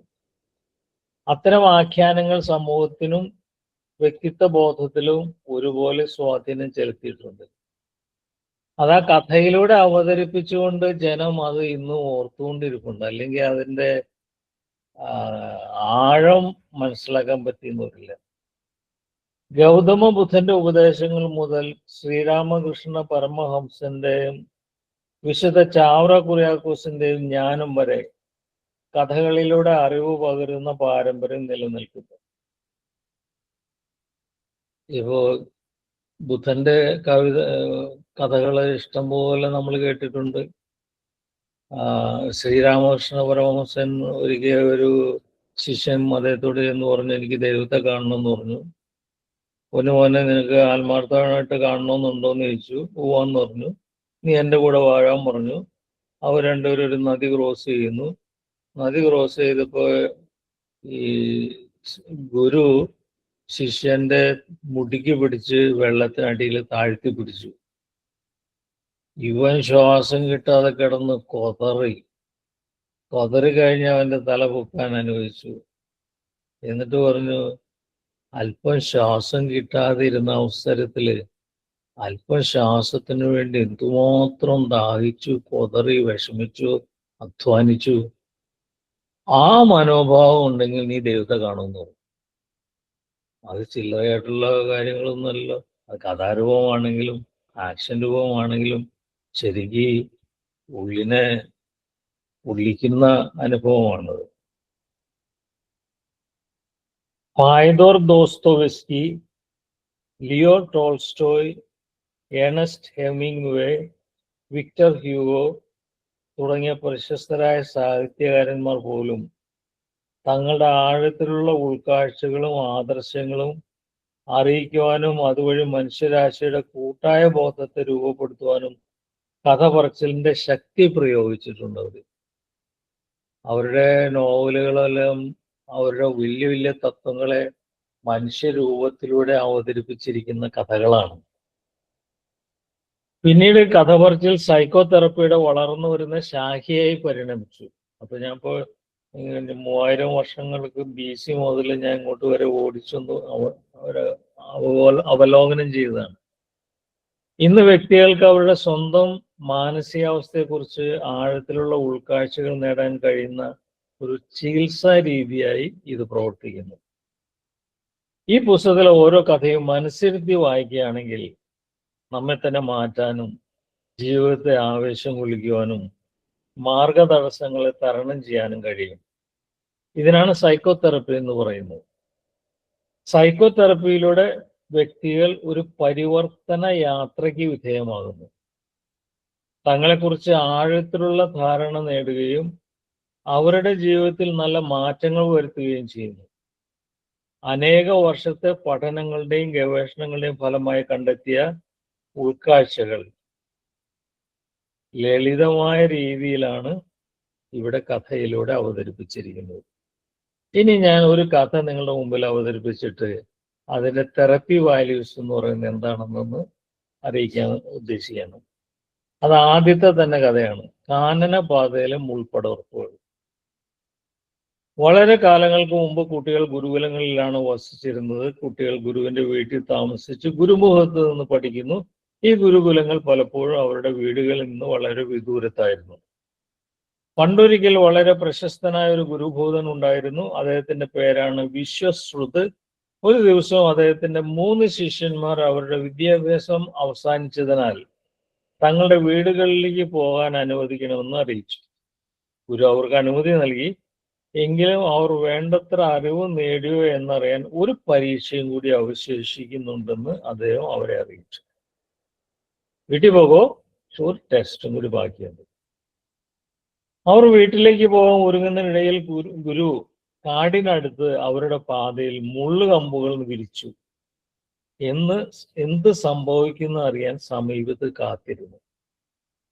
ഈ മുള്ളുകമ്പുകൾ ഇട്ടു. ഇവരുടെ പ്രതികരണം എന്താണെന്ന് അറിയാം. അതാണ് ഒരു ടെസ്റ്റാണ്.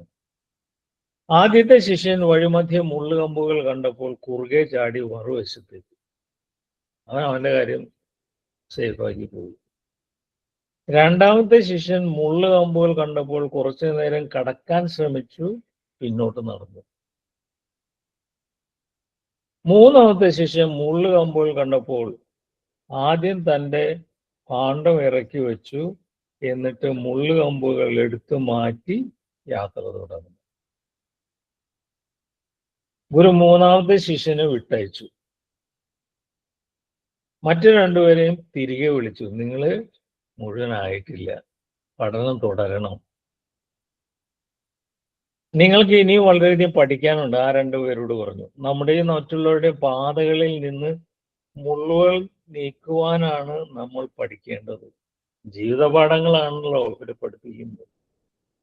നിങ്ങളത് പഠിച്ചില്ല, ഗുരു പറഞ്ഞു. ജീവിതത്തെക്കുറിച്ച് ഒട്ടേറെ കാര്യങ്ങൾ ഇനിയും പഠിക്കേണ്ടതുണ്ടെന്ന് പറഞ്ഞ് ഗുരു അവരെ ഗുരുകുലത്തിലേക്ക് തിരിച്ചു കൊണ്ടുവന്നു. അപ്പൊ ടെസ്റ്റിൽ രണ്ടുപേരെ ജയിച്ചില്ല, ഒരാളെ ജയിച്ചോളൂ. ജീവിതത്തിന്റെ ഗുരുകുലത്തിൽ മറ്റുള്ളവർക്ക് സാന്ത്വനമേകാൻ കഴിവ് നേടുക എന്നതാണ് പ്രധാന പഠനം. ഇനി ഈ ഇൻസൈറ്റ് ഒത്തിരി പരീക്ഷണ നിരീക്ഷണങ്ങളിലൂടെ എറിക് എറിക്സൺ അവതരിപ്പിച്ചിട്ടുണ്ട്. അതെന്താണ് അദ്ദേഹം അവതരിപ്പിച്ചിരിക്കുന്നതെന്ന് സൂചിപ്പിക്കാം. എറിക് എറിക്സൺ എന്ന മനഃശാസ്ത്രജ്ഞൻ മനുഷ്യന്റെ വ്യക്തിത്വ വളർച്ചയെക്കുറിച്ച് അദ്ദേഹത്തിന്റെ സൈക്കോ സോഷ്യൽ ഡെവലപ്മെന്റ് തിയറിയിൽ ചില തത്വങ്ങൾ വിശദീകരിച്ചിട്ടുണ്ട്. ഓരോ വ്യക്തിയും ജീവിതത്തിൽ ഓരോ ഘട്ടത്തിലൂടെയാണ് വളർന്നു വരുന്നത്. ഓരോ ഘട്ടത്തിലും അവൻ ചെയ്തു തീർക്കേണ്ട ചില ദൗത്യങ്ങളുണ്ട്. അവ വിജയകരമായി പിന്നിട്ടാൽ മാത്രമേ അടുത്ത ഘട്ടത്തിലേക്ക് വിജയകരമായി പ്രവേശിക്കുകയുള്ളൂ. അതായത് ആ ഓരോ ഘട്ടത്തിൽ പഠിപ്പിച്ചത് പഠിച്ചില്ലെങ്കിൽ നമ്മൾ അവിടെ തന്നെ നിൽക്കേണ്ടി വരും, അത് ആവർത്തിക്കേണ്ടി വരും. ഈ ഓരോ ഘട്ടത്തിലും ദൗത്യവും പ്രതിസന്ധികളുണ്ട്, ടാസ്ക് ആൻഡ് ക്രൈസിസ്. അദ്ദേഹത്തിന്റെ കാഴ്ചപ്പാടിൽ പ്രതിസന്ധികൾ പോസിറ്റീവാണ്. കാരണം ആ പ്രതിസന്ധികളെ അതിജീവിച്ചാൽ മാത്രമേ അടുത്ത ഘട്ടത്തിലേക്ക് പോകാൻ പറ്റുള്ളൂ. അതുകൊണ്ട് നെഗറ്റീവായിട്ടല്ല പുള്ളി അവതരിപ്പിച്ചിരിക്കുന്നത്. അവ നമ്മെ വളർത്തുന്ന ഘടകങ്ങളാണ് പ്രതിസന്ധികൾ. ഒരു പ്രതിസന്ധി ഇല്ലെങ്കിൽ നമ്മളിൽ വളർച്ചയില്ല. അതിനെ അതിജീവിച്ചാലേ ജീവിതത്തിന്റെ അടുത്ത ഘട്ടത്തിലേക്ക് വളരുകയുള്ളൂ. വളർച്ചയുടെ പോഷക മൂല്യം ഈ ഓരോ ഘട്ടത്തിലുള്ള പ്രതിസന്ധിയിലാണ് നിക്ഷിപ്തമായിരിക്കുന്നത്. പോഷക മൂല്യം നിക്ഷിപ്തമായിരിക്കുന്നത് ഈ പ്രതിസന്ധിയിലാണ്. അങ്ങനെ ഒരു ഘട്ടത്തിന്റെ പേരാണ് ഇനീഷ്യേറ്റീവ് വേഴ്സസ് ഗിൽറ്റ്. ഈ കഥയിലെ മൂന്നാമത്തെ ശിഷ്യൻ കാനനപാതയിൽ ഗുരു വിതറിയ മുൾപ്പടർപ്പുകൾ എടുത്തു മാറ്റാനുള്ള സന്നദ്ധത കാണിച്ചു. ഇതിനാണ് ഇനീഷ്യേറ്റീവ് എന്ന് പറയുന്നത്. എറിക് എറിക്സനെ സംബന്ധിച്ചിടത്തോളം 3 മുതൽ 5 വരെയുള്ള കാലഘട്ടത്തിലെ ഒരുക്കമാണ് ഇനിഷ്യേറ്റീവ്. മാതാപിതാക്കൾ കുട്ടികളുടെ ഈ പ്രായത്തിൽ അവർ എന്തിനും സന്നദ്ധ കാണിക്കാൻ ഒരുങ്ങുന്നതിലൂടെയാണ് വളർന്നു വരുമ്പോൾ ഇത്തരത്തിലുള്ള ഒരു പ്രവൃത്തി ചെയ്യാനുള്ള ആത്മവിശ്വാസങ്ങൾ ഉണ്ടാകുന്നത്. അവരെന്തും ചെയ്യാൻ തയ്യാറാണ് ആ 5 വയസ്സ് വരെയുള്ള കാലഘട്ടത്തിൽ. നമ്മൾ അവരെ ശീലിച്ചാൽ മതി, ട്രെയിനിങ് കൊടുത്താൽ മതി. ഇത് വായിക്കുമ്പോൾ പലരും പരാതിപ്പെടാൻ സാധ്യതയുണ്ട്. എൻ്റെ ചെറുപ്പത്തിൽ ഇല്ലായ്മയുടെ പശ്ചാത്തലത്തിൽ മാതാപിതാക്കളുടെ വിദ്യാഭ്യാസക്കുറവും സമയക്കുറവും മൂലം എന്നെ ഇങ്ങനെ ഒരുക്കിയില്ലല്ലോ എന്നോർത്ത് വിലപിക്കേണ്ടതില്ല. അല്ലെങ്കിൽ ചിലർ അങ്ങനെ വിലപിച്ചിട്ട് ഡിപ്രഷനിൽ പോകാറുണ്ട്. ആ പോരായ്മകൾ നികത്താനാണല്ലോ ഈ ശിഷ്യന്മാർ ഗുരുകുലവാസത്തിന് പോയത്. അതായത് പിന്നീടുള്ള ജീവിതത്തിൽ നമുക്ക് ലഭിക്കുന്ന വിദ്യാഭ്യാസവും പരിശീലനവും നമ്മെ ഒരുക്കുന്ന പ്രക്രിയയുടെ ഭാഗമാണ്.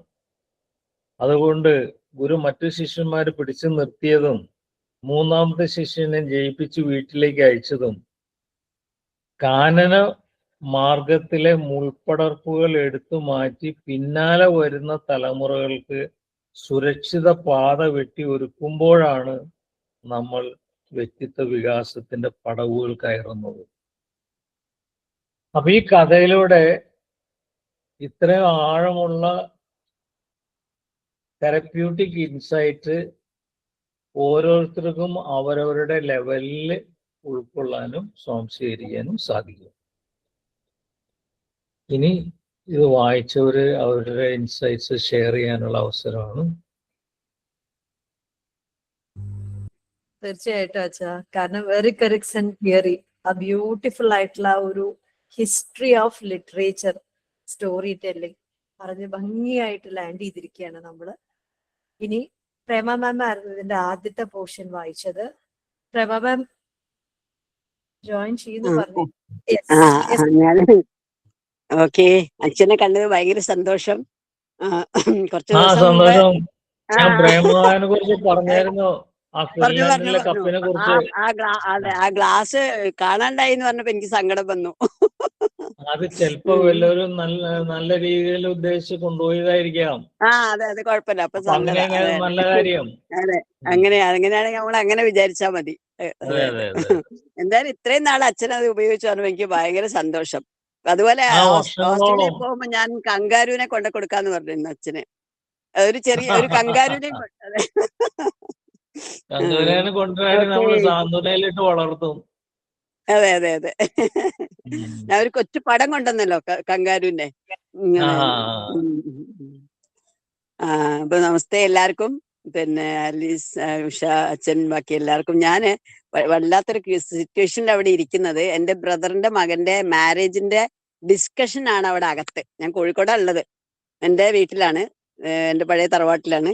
അപ്പൊ അവിടെ ഭയങ്കര ഡിസ്കഷനാണ്. എല്ലാവരും ബ്രദേഴ്സിന്റെ മക്കളും ഭാര്യമാരും എല്ലാവരും ഉണ്ട്. അപ്പൊ ഞാൻ പുറത്തേക്ക് ഇറങ്ങി ഇരുട്ടത്ത് നിന്നിട്ടാണ് ഓൺ ചെയ്തത്. കാരണം അവിടെ ഇരുന്ന് എനിക്ക് ഒട്ടും കേൾക്കാൻ പറ്റില്ല. ഞാൻ അതിൽ പ്രധാന പങ്ക് വഹിക്കേണ്ട ആളാണ്. അമ്മയുടെ സ്ഥാനത്ത് നിൽക്കേണ്ട ആളാണ് ഞാൻ. ഇപ്പൊ അമ്മ മരിച്ച പിന്നെ ഞാനാണ് ഇവരുടെ എല്ലാവരുടെയും അമ്മ. 4 അനിയന്മാരാ എനിക്ക്. അപ്പൊ എല്ലാവരുടെയും എന്താണ് അമ്മ സ്ഥാനമാണ്. അപ്പൊ ഞാൻ ഞാനൊന്ന് പറഞ്ഞിട്ട് ഞാനൊന്ന് ലീവ് ചെയ്യും എന്ന് പറയാനായിട്ടാണ്. ഓ ഇവിടെ നെറ്റും ഭയങ്കര സ്ലോ ആണ് നെറ്റും. ഇപ്പൊ ഞാൻ എന്റെ ബ്രദറിന്റെ റിവ്യൂവിന്റെ അവിടുന്ന് ഹോട്ട്സ്പോട്ട് ചെയ്തിട്ടാണ് ഈ കയറിയത്. ഭയങ്കര വലിയൊരു ഗാർഡൻ ആണ് ഇവിടെ. നിറയെ കുഞ്ഞു കുഞ്ഞു ലൈറ്റുകളും എന്താ പറയുക, ഒരു പ്രത്യേക ഒരു ഇതാണ്. ഏക്കർ കണക്കിന് ഭൂമി. അച്ഛനോട് ഞാൻ പറഞ്ഞിട്ടില്ല, പണ്ട് എന്റെ വീട്ടിലുണ്ടാക്കിയ അരി, നെല്ലിന്റെ അരി കൊണ്ടുവന്നിട്ട് പായസം കൊണ്ടുവന്നത് അച്ഛൻ ഓർമ്മയുണ്ടത്. അച്ഛൻ അനൗൺസ് ചെയ്തു, ടീച്ചറിന്റെ വയലിലുണ്ടാക്കിയ ഉണക്കലരി കൊണ്ടുവന്നിട്ടാണ് ഞാൻ പായസം ഉണ്ടാക്കിയെന്നൊക്കെ. അത്രയും ഒരു കുഗ്രാമാണ്. ഓക്കെ, അപ്പൊ ജസ്റ്റ് ഒന്ന് പറഞ്ഞിട്ട് നിർത്താം. ഇപ്പൊ അച്ഛൻ തന്നെ, ഞാൻ സത്യം പറഞ്ഞാൽ ഈ ആദ്യത്തെ കഥയെ പറ്റിയാണ്, ആ 7 കഥകൾ ഞാൻ വായിച്ചിരുന്നു. ഈ 7 കഥകളിൽ എന്നെ ഏറ്റവും പിന്നെ എന്താണ് ഇൻഫ്ലുവൻസ് ചെയ്തത് ഈ ഒരു ആദ്യത്തെ കഥ തന്നെ, അച്ഛൻ ഇപ്പൊ പറഞ്ഞ കഥ തന്നെയാണ്. അപ്പൊ എന്റെ ഓഡിയോയിൽ ഞാൻ എല്ലാം വളരെ വിശദമായി ഇട്ടിട്ടുണ്ട്. നമുക്ക് ഈ പറഞ്ഞ പോലെ ഇത് തെറാപ്യൂട്ടിക് സ്റ്റോറി ടെല്ലിംഗ് എന്ന് പറയുന്ന ഒരു ശാഖയായിട്ട് മാറിയപ്പോഴാണ് എനിക്ക് തോന്നുന്നു കുറച്ചും കൂടി ഇതിലൊരു ഇത്രയും ഇമ്പോർട്ടൻസ് ഉണ്ട് നമുക്ക് മനസ്സിലാവുന്നത്. കുട്ടിക്കാലത്ത് ഇപ്പൊ ഞാനൊക്കെ ഈ പഴയ തറവാട്ടിൽ ഇഷ്ടംപോലെ കഥകൾ, അമ്മയുടെ അമ്മ, അച്ഛന്റെ അമ്മ, എല്ലാവരും. പക്ഷെ അന്നൊന്നും ഈ കഥകൾക്ക് ഇത്രയും ഇങ്ങനെ ഒരു ഇഫക്റ്റ് ഉണ്ട് നമുക്കറിയില്ല. പക്ഷെ നമ്മളുടെ മനസ്സിൽ എന്തൊക്കെയോ നന്മകൾ കയറിയിട്ടുണ്ടായിരുന്നു വെച്ചാ അന്നും. ഈ കഥകളിലെല്ലാം ഇതുപോലെ ഒരു സൈക്കോളജിക്കൽ ലെവലിലൊന്നും അത് എക്സ്പ്ലെയിൻ ചെയ്തിട്ടില്ല അവര്. ഒരു മോറൽ ഒന്നും പറയുന്നതിൽ ഇതാണ് മനസ്സിലാക്കേണ്ടത്, അങ്ങനെയൊന്നും പറഞ്ഞിട്ടില്ല. പക്ഷെ എന്തൊക്കെയോ അതിനകത്തുനിന്നുള്ള മെസ്സേജുകൾ നമ്മളുടെ എന്താണ് ഇങ്ങനെ അട്ടിക്കട്ടിക്ക് കിടന്നിരുന്നു എന്നുള്ളത് കൊണ്ട് തന്നെയാണെന്ന് തോന്നുന്നു പല കാര്യങ്ങളിലും അച്ഛൻ പറഞ്ഞ പോലെ ഒരു നന്മ എന്ന് പറയുന്നത് എവിടെയൊക്കെയോ കിടന്നത് ചിലപ്പം ഈ കഥ പറച്ചിൽ കേട്ടിട്ട് തന്നെയായിരിക്കും. എന്നും രാവിലെ ഗ്രാൻഡ് മദർ രണ്ടുപേരും, എൻ്റെ അമ്മയുടെ അമ്മ, ആരെങ്കിലും ഒരാളുടെ കഥ കേൾക്കാണ്ട് ഞാൻ എൻ്റെ കുട്ടിക്കാലത്ത് ഉറങ്ങിയിട്ടില്ല, എല്ലാ ദിവസവും. അപ്പൊ അതിന്റെയൊക്കെ ഒരു ഇൻഫ്ലുവൻസ് ആയിരിക്കണം. അതിപ്പോ ഈ തെറാപ്യൂട്ടിക് സ്റ്റോറി ടെല്ലിങ് എന്നുള്ള ബുക്ക് ഞാനത് കംപ്ലീറ്റ് വായിച്ചു. ഞാൻ പണ്ടും വായിച്ചതാണ്. നമ്മളൊരു വർക്ക്ഷോപ്പ് നടത്തിയിരുന്നില്ലേ, അച്ഛന് ഓർമ്മയുണ്ടോ? സാന്ത്വനിയില്. അന്ന് ഞാൻ ഉണ്ടായിരുന്നു. അന്നും എനിക്ക് കിട്ടിയത് ഈ സ്റ്റോറി തന്നെയാണ്. അത് പിന്നെ ഇവാലുവേറ്റ് ചെയ്യാനായിട്ട്, അതിന്റെ തിയറി പറയാനൊക്കെ ആയിട്ട്. അപ്പൊ 7 കഥ ഞാൻ 7 കഥകളൊന്നും വീണ്ടും പറയുന്നില്ല. അതിൽ ഓരോന്നും നമ്മളെ അച്ഛൻ പറഞ്ഞ പോലെ ഇത് വെറുതെ വായിക്കുകയല്ല, വായിച്ച് നമ്മളുടെ ഉള്ളിലേക്ക് അങ്ങനെ ഇംബൈബ് ചെയ്താൽ മാത്രം നമുക്ക് എല്ലാം നന്മയിലേക്ക് നയിക്കുന്ന കഥകളാണ്. പിന്നെ എന്താണ്, ഡിപ്രഷന് വലിയൊരു മരുന്ന് കൊടുക്കുന്നതിനേക്കാളും ഒക്കെ എത്രയോ നല്ലതാണ് ഈ കഥയൊന്ന് നല്ലോണം മനസ്സിരുത്തി വായിച്ച് അത് ഉൾക്കൊണ്ടാല്. അത്രയ്ക്കും. അപ്പൊ അതിൽ ഏറ്റവും പ്രധാനമായിട്ട് എനിക്ക് തോന്നുന്നത്, നമ്മള് എന്താണ്, ഒരു കർഷകന്റെ കൃഷിസ്ഥലത്തുള്ള തോട്ടില് ഡയമണ്ട്സ് ഉണ്ടായിരുന്നു. എന്നിട്ട് ആ ഡയമണ്ട്സ് കാണാതെ ഇയാൾ അവിടുന്നുള്ള സ്ഥലം വിറ്റ് വേറെ പോയി ഡയമണ്ടിന് വേണ്ടി എന്താണ്, ഒരു വിരല് കിട്ടിയാൽ, ഒരു കൈയിന്റെ ഒരു മുഷ്ടിയുടെ അത്ര കിട്ടിയാൽ അങ്ങനെ വരും. അവസാനം അയാൾ ആത്മഹത്യ ചെയ്യുന്നു. ഇത് കൊടുത്ത ആള് ഈ തോട്ടില് കൃഷിസ്ഥലത്തിൽ തോട്ടിൽ വെള്ളം എടുക്കാൻ പോയപ്പോ അവിടെ ഒരു ഡയമണ്ട് കാണുന്നു, അത് കൊണ്ടുവയ്ക്കുന്നു. പിന്നെ അതേ പണ്ഡിതനാണ് പറഞ്ഞത്. ആ പണ്ഡിതൻ തിരിച്ചു വന്നപ്പം ഇത് കണ്ടിട്ട് ഇത് തോട്ടിൽ നിന്ന് കിട്ടിയ ഒരു കല്ലാണ് എന്ന് പറയും. പക്ഷെ അതൊരു ഡയമണ്ട് ആണെന്ന് അദ്ദേഹം തിരിച്ചറിയുകയും തിരിച്ചു പോയി നോക്കിയപ്പം അവിടെ തന്നെ എത്രയോ ഡയമണ്ടുകൾ ഉണ്ടായിരുന്നു എന്നുള്ളതാണ് നോക്കുക. അതായത് ആദ്യത്തെ ആളത് കാണാതെ പോയി. അപ്പൊ ഞാനത് റിലേറ്റ് ചെയ്തത് ഇന്നിപ്പോ നമ്മുടെ കുട്ടികളോ എനിക്ക് തോന്നുന്നു അതിൽ ഞാൻ പറഞ്ഞിട്ടുണ്ടെന്ന് തോന്നുന്നു. കാരണം നമ്മളിവിടെയുള്ള അവസരങ്ങളൊക്കെ മാറ്റി വെച്ചിട്ട് എല്ലാവരും നമ്മളെല്ലാരും ലൈഫിൽ അങ്ങനെയാണ്. നമുക്കുള്ളതിന്റെ, നമ്മുടെ കയ്യിലുള്ളതിന്റെയോ നമ്മുടെ തൊട്ടടുത്തുള്ളതിന്റെയോ കാണാതെ, അതിനെ ഒബ്സർവ് ചെയ്യാതെ നമ്മൾ ദൂരെ എവിടെയോ ഉള്ള വലിയ വലിയ എന്താണ് പാറകളെ, നമുക്ക് കുഞ്ഞു കുഞ്ഞു കല്ലുകളുണ്ട്, അതില്ലാണ്ട് വലിയ വജ്ര കഷ്ണങ്ങളെ അന്വേഷിച്ച് പോകുന്ന പോലെയാണ് ഇന്നിപ്പോ നമ്മൾ ചെയ്യുന്നത് എന്നുള്ള എന്റെ ഒരു അച്ഛൻ പറഞ്ഞില്ലേ, ഓരോരുത്തർക്കും എങ്ങനെ വേണമെങ്കിലും അത് എക്സ്പ്ലെയിൻ ചെയ്യാന്ന് പറഞ്ഞു. അത് വളരെ ഇതായിട്ടുണ്ട്, വളരെ ഭംഗിയായിട്ട് എനിക്കത് വളരെ ഇഷ്ടപ്പെട്ട്. ഞാൻ ഒരുപാട് എന്റെ അച്ഛനറിയായിരിക്കും, എന്റെ മോന്റെ കുട്ടി ദ്യുതി, അവൾക്ക് ഞാൻ ഈ ബുക്ക് വായിക്കാൻ കൊടുത്തു. അപ്പൊ അവള് പാട്ടൊക്കെ ദ്യുതിനെ അറിയാലോ. അപ്പൊ അതാണ്. പിന്നെ അങ്ങനെ എല്ലാ കഥകളും, പിന്നെ എന്താണ്, രണ്ട് സൈഡിലും ഒരു വടി വെട്ടി രണ്ട് കുടത്തില് വെള്ളം കൊണ്ടുപോകുന്ന, അതൊക്കെ എത്ര അത് ഇതിൽ വോയിസ് ഇട്ടുണ്ട്, ഞാനത് വീണ്ടും പറയുന്നില്ല. എത്ര അർത്ഥവത്താണ്. നമ്മൾ ഉൾക്കാഴ്ചയൊന്നും എന്താ പറഞ്ഞ ഡിഗ് ചെയ്ത് പോകും. അതൊക്കെ വായിച്ചു കഴിഞ്ഞാൽ, ആ കഥ വായിച്ചു കഴിഞ്ഞാല് അത് ഒരാൾക്ക് നമ്മൾ പറഞ്ഞു കൊടുക്കുകയും കൂടി ചെയ്തു കഴിഞ്ഞാൽ അത് കുറെ പേർക്ക് ആ കഥ പറഞ്ഞു കൊടുത്തു. പലരും ഉണ്ടല്ലോ നമ്മളടുത്ത്, എനിക്ക് അതിനുള്ള കഴിവില്ല, എനിക്ക് പഠിച്ചാൽ നിൽക്കില്ല, എനിക്ക് അങ്ങനെയാണ്. അപ്പൊ ഒക്കെ അതിൽ പറയുന്ന വെച്ചാൽ ഓരോന്നും നമ്മളുടെ ജീവിതം എവിടേക്കോ ആർക്കൊക്കെയോ വേണ്ടി ഉപയോഗിക്കും. ആ ദ്വാരമുള്ള കുടത്തിൽ നിന്നുള്ള വെള്ളം സൈഡിലൂടെ ഒഴുകി ആ പൂക്കളാണ് കൊട്ടാരത്തില് വെച്ചിരിക്കുന്നതൊക്കെ പറയുമ്പോൾ അത് വായിക്കുകയും ഒന്ന് നമ്മൾ 2-3 പേർക്ക് ഞാൻ ആ കഥ പറഞ്ഞു കൊടുത്തു. ആ കുട്ടികളൊക്കെ ആണെങ്കിൽ എന്താ പറയുന്നത്, ഭയങ്കര ത്രില്ല. അവർക്ക് അവരുടെ ആ എന്താണ് പറയുന്നത്, അവർക്ക് കഴിവില്ല എന്നുള്ള ആ ഒരു മാനസികാവസ്ഥയിൽ നിന്ന് അവർ ഉണർന്ന് മാറി എനിക്ക് കഴിവുകളുണ്ട് എന്നുള്ളൊരു ലെവലിലേക്ക് എത്തിക്കാൻ എനിക്ക് പറ്റിയിട്ടുണ്ട് 2-3 കുട്ടികളെ. അപ്പൊ അങ്ങനെ ഓരോ കഥകൾ, ഒരുപാട് ടൈം ഞാൻ എടുക്കുന്നില്ല, വോയിസ് ഇട്ടിട്ടുണ്ട് വളരെ വിശദമായിട്ട്. എല്ലാരും വായിച്ചു കാണും. ഞാനിത് കഴിഞ്ഞ പതുക്കെ ലീവ് ചെയ്യും. അവിടെ എന്നെ മാടി വിളിച്ചോണ്ടിരിക്കുന്നുണ്ട് ഓരോരുത്തര്. അപ്പൊ ഞാൻ നാളെ ഞങ്ങൾ എന്റെ സന്തോഷം. രണ്ടാമത്തെ മകനൊക്കെ ഓസ്ട്രേലിയയിൽ നിന്ന് വന്നിട്ടുണ്ട്, മകനും വൈഫും ഒക്കെ. അപ്പൊ എല്ലാരും കൂടി കൂടിയതാണ് ഇവിടെ. അപ്പൊ ശരി ആലീസ്, എല്ലാവർക്കും നമസ്തേ. കൂടുതലും ഞാൻ സംസാരിക്കുന്നില്ല, എനിക്ക് സമയമില്ല, പിന്നെ ആവശ്യമില്ല. അച്ഛൻ തന്നെ എല്ലാ കാര്യങ്ങളും പറഞ്ഞു കഴിഞ്ഞു. ഓക്കെ, ഞാൻ വീഡിയോ ഓൺ ചെയ്താലും എന്നെ കാണാൻ സാധ്യതയില്ല. ഞാൻ നോക്കാം. അടുത്ത ഗാർഡനിലാണ്, കാണുമോന്ന് എനിക്ക് ഇല്ല അല്ലെ? ഒരു ഔട്ട്ലൈൻ കാണാം മാം. ആ അതെ കാണാം. ഇതാണ് ഇവിടെ ഒരു കുഞ്ഞിന് ഒരു ചെറിയ ഇതാണ് ഞങ്ങളെ വീട്. രാത്രി ഫുള്ള് ചെടികളും വലിയ പറമ്പും ഒക്കെയാണ്. ഇങ്ങനത്തെ പഴയ തറവാടാണ്. അപ്പൊ ശരി, എല്ലാവർക്കും ഗുഡ് നൈറ്റ്. അച്ഛാ കാണാം. ഓക്കെ, ഞാൻ വിളിക്കാം. ശരി, bye. Usha, Alice. Okay, Thank you. Good night. Now, Vinny.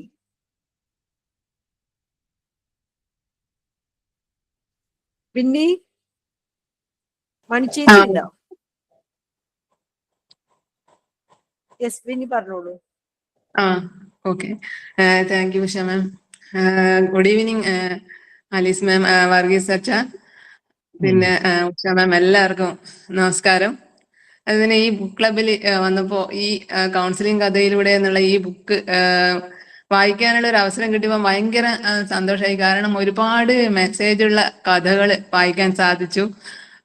ഒരുപാട് എന്ന് പറഞ്ഞാല് അതിൽ എനിക്ക് 7 കഥകൾ വായിക്കാനുണ്ടായിരുന്നു. അതിൽ 15ാമത്തെ ചാപ്റ്ററിലെ കഥ, അതായത് ദൈവത്തിന്റെ സംരക്ഷണ കവചം എന്നുള്ള കഥയായിരുന്നു എനിക്ക് ഏറ്റവും ഇഷ്ടപ്പെട്ടത്. കാരണം അത് എൻ്റെ ജീവിതത്തോട് ഭയങ്കര ഒരു അടുത്ത് നിൽക്കുന്ന പോലത്തെ ഒരു കഥയായിരുന്നു. അതായത് നമ്മൾ പലപ്പോഴും ജീവിതത്തിലെ പ്രതിസന്ധി ഘട്ടങ്ങളിൽ ദൈവസ്നേഹത്തെ ചിലപ്പോൾ സംശയിച്ചു പോകാറുണ്ട്. എന്തുകൊണ്ടാണ് എനിക്കിങ്ങനെ സംഭവിക്കുന്നത് എന്നൊക്കെ നമ്മൾ ചിലപ്പോൾ ചിന്തിച്ചു പോകാറുണ്ട്. അപ്പോഴൊക്കെ ഞാൻ ചെയ്യാറുള്ളത് എന്ന് വെച്ചാല് ഒരു സ്പിരിച്വൽ ബുക്ക് എടുത്തിട്ട് വായിക്കും. അങ്ങനെയൊക്കെയായിരുന്നു ചെയ്തിരുന്നത്. അപ്പോഴെനിക്ക് എന്താണ്, ഞാൻ ഏത് സിറ്റുവേഷനിലാണോ അതിനുള്ള ഒരു മറുപടി അതിലൂടെ എനിക്ക് കിട്ടാറുണ്ട്. അപ്പോഴെനിക്ക് മനസ്സിലായി ദൈവം നമ്മളെ കൂടെ തന്നെ ഉണ്ട് എന്നുള്ളത്. അപ്പൊ അതായിരുന്നു ഈ കഥയിലുണ്ടായിരുന്ന സന്ദേശം. അതായത് പിന്നെ ദൈവം നമ്മളെ ഓരോ സംരക്ഷിച്ചുകൊണ്ടേയിരിക്കുന്നു. അത് പ്രതിസന്ധികളെ ഇല്ലാതാക്കുന്നതിനല്ല, അതിനെ അതിജീവിക്കാനുള്ള കരുത്താണ് നമ്മൾ നേടേണ്ടത് എന്നും, എല്ലാ പ്രതിസന്ധി ഘട്ടത്തിലും ദൈവം നമ്മളെ കൂടെ ഉണ്ട് എന്നുള്ള ആ കഥ ഭയങ്കര ഒരുപാട് ഇഷ്ടപ്പെട്ടു. ഞാൻ കഴിഞ്ഞ ദിവസം ട്രെയിനിങ് സെഷനിൽ ക്ലാസ് എടുക്കുന്ന സമയത്ത് ഈ കഥ ഞാൻ എല്ലാവർക്കും പറഞ്ഞു കൊടുക്കുകയും ചെയ്തിരുന്നു. പിന്നെ അതിൽ എനിക്ക് ഇഷ്ടപ്പെട്ടു, അതായത് ജപ്പാനീസ് കഥയായ കിങ്സുഗി എന്നുള്ള ഒരു കഥയുണ്ടായിരുന്നു. അത് മനോഹരമായിട്ടുള്ള ഒരു കഥയാണ്, ആക്സെപ്റ്റ് യുവർ ഇംപെർഫെക്ഷൻസ് എന്ന് പറഞ്ഞിട്ടുള്ളത്. അതായത് നമ്മളെ സുഖം എന്നത് ജീവിതത്തിന്റെ വെല്ലുവിളികളെ അതിജീവിച്ച് നമ്മുടെ ജീവിതത്തിന്റെ സ്വർണ്ണ തിളക്കമുള്ള ഒരു മികച്ച ഒരു പതിപ്പാക്കി തീർക്കുന്നതാണ് എന്നുള്ളത്. അതായത് നമ്മളെ ജീവിതത്തിൽ തകർന്നു പോകുമ്പോൾ കൂടുതൽ നല്ല നല്ല അനുഭവങ്ങൾ ആർജിച്ചുകൊണ്ട് കൂടുതൽ ഏറ്റവും നല്ല മികച്ച ഒരു പതിപ്പാക്കി മാറ്റുക എന്നുള്ളതായിരുന്നു ആ കഥയുടെ സന്ദേശം. പിന്നെ മറ്റുള്ളവർക്ക് നൽകുമ്പോൾ അത് നമുക്കും തിരിച്ചു കിട്ടും. അതായത് മറ്റുള്ളവരുടെ ആവശ്യങ്ങൾ അടുത്തറിഞ്ഞ് അവസരോചിതമായി സഹായിച്ചാൽ അത് പിന്നീട് നമ്മുടെ അപായഘട്ടങ്ങളിൽ സാന്ത്വനമായി പരിണമിക്കാം എന്നുള്ള കഥയും പിന്നെ എപ്പോഴും നമ്മുടെ ജീവിതത്തിന്റെ ഒരു ആവേശം നിലനിർത്തുക. അതായത് നമ്മൾ ജീവിതത്തിൽ പലപ്പോഴും തളർന്നു പോകാറുണ്ട്. അവിടെ ഒരു ആനയുടെ ഒരു കഥയായിരുന്നു. ആന ചെളിയിൽ പൂണ്ട് കിടക്കുന്ന സമയത്ത് പെട്ടെന്ന് തന്നെ ആ ചുറ്റുമുള്ള ആ പെരുമ്പറ കേട്ടപ്പോൾ ആന പൂർണ്ണമായിട്ടുള്ള ആ ഒരു ആവേശത്തോടു കൂടി വീണ്ടും ഉയർത്തി എഴുന്നേറ്റ് വന്ന ആ ഒരു കഥ വളരെ മനോഹരമായിട്ടുള്ള ഒരു കഥയായിരുന്നു.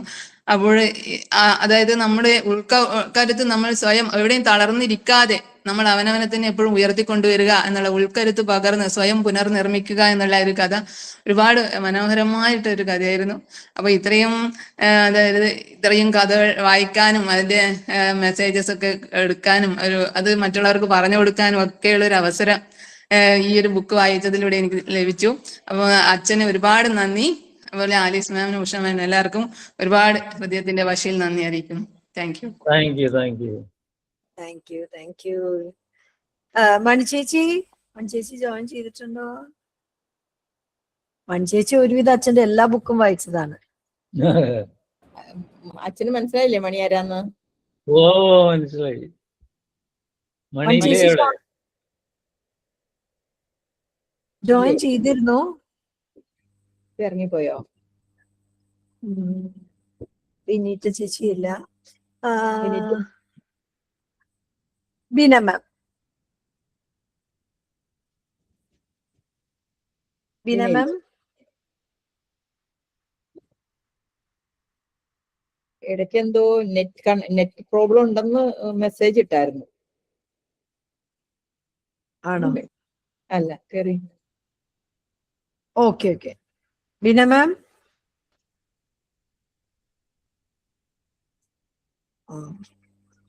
അപ്പൊ ഇത് കേട്ടുകൊണ്ടിരിക്കുന്ന നിങ്ങൾക്ക് ഓരോരുത്തർക്കും അച്ഛൻ മനോഹരമായിട്ടുള്ള ഒരുപാട് അതേ ആശയങ്ങൾ നമ്മളുമായിട്ട് ഷെയർ ചെയ്തു.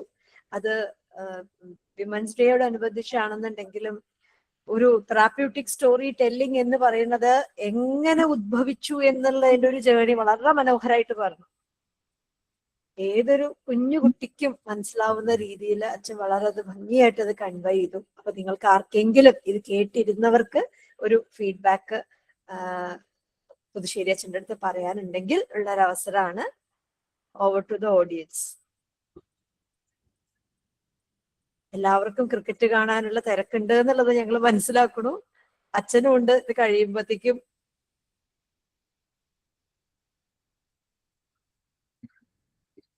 എല്ലാരും കഥ കേട്ട് ഉറങ്ങിപ്പോയോ?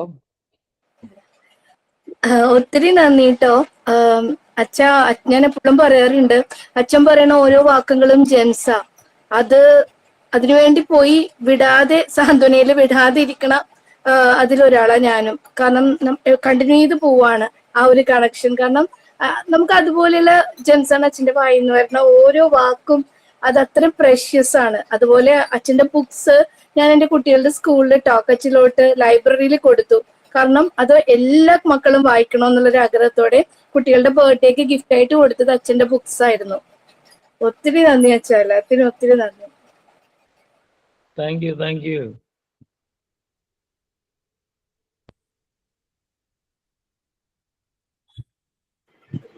Alice ma'am ജിജിയാണ്.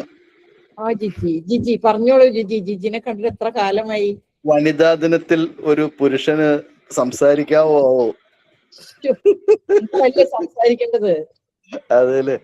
അച്ഛന്റെ കഥയെ, അച്ഛന്റെ ക്ലാസ്സിനെ കുറിച്ച് അഭിപ്രായം ഞാൻ പറയില്ല, അറിയാലോ എന്താണെന്നുള്ളത്. പക്ഷെ ഇതൊരു വളരെ വ്യത്യസ്തമായ ഒരു ക്ലാസ് ആയിട്ട് എനിക്ക് തോന്നി. കാരണം BC 3000 മുതലുള്ള ആ ഒരു ചരിത്രം അച്ഛനങ്ങ് പതിവ് പോലെ കോർത്തിണക്കി പറയാന്ന് പറയുമ്പോൾ റിയലി അമേസിങ്. ഒന്നും പറയാനില്ല. കാരണം അത്രമേല് രസകരമായിരുന്നു. പിന്നെ ഗീവ് ടു ഗെയിൻ, വൈ, എന്തുകൊണ്ട്. ഇപ്പൊ ഞാനും ഇപ്പൊ എന്താ പറയുക, ആസ് എ ഹസ്ബൻഡ് അല്ലെങ്കിൽ ഒരു വീട്ടില് നമ്മൾ ഭാര്യയ്ക്ക് ചില ചെയ്തു കൊടുക്കുമ്പോ അത് ഞാൻ ചെയ്യുന്ന ഫേവറായിട്ട് പലപ്പോഴും എന്താ പറയുന്നത് മനസ്സിൽ ചിന്തിക്കുമ്പോൾ പോലും അത് എന്റെ ഗെയിനിന് വേണ്ടിയിട്ടാണ്. അല്ലെങ്കിൽ നമ്മൾ ചെയ്യുന്ന സൊസൈറ്റിയിൽ ലേഡീസിന് ഈക്വാലിറ്റി എന്നൊക്കെ പറയുന്നത് എല്ലാം ഗെയിൻ ആണെന്ന് പറഞ്ഞാൽ വളരെ എന്താ പറയാ, അച്ഛന്റെ കൂടെ അനുധാവനം ചെയ്യുന്ന വ്യക്തിയാണെങ്കിൽ പോലും ഇന്നത്തെ ക്ലാസ് എന്ന് പറഞ്ഞാൽ എനിക്ക് വളരെ ഇൻസൈറ്റ് തരുന്ന ഒരു ക്ലാസ് ആയിരുന്നു. അച്ഛാ ഒന്നും കൂടുതൽ പറയാനില്ല. Thank you. Thank you. നെൽസണൊക്കെ ഇവിടെ ഉണ്ടോ ആവോ? അതോ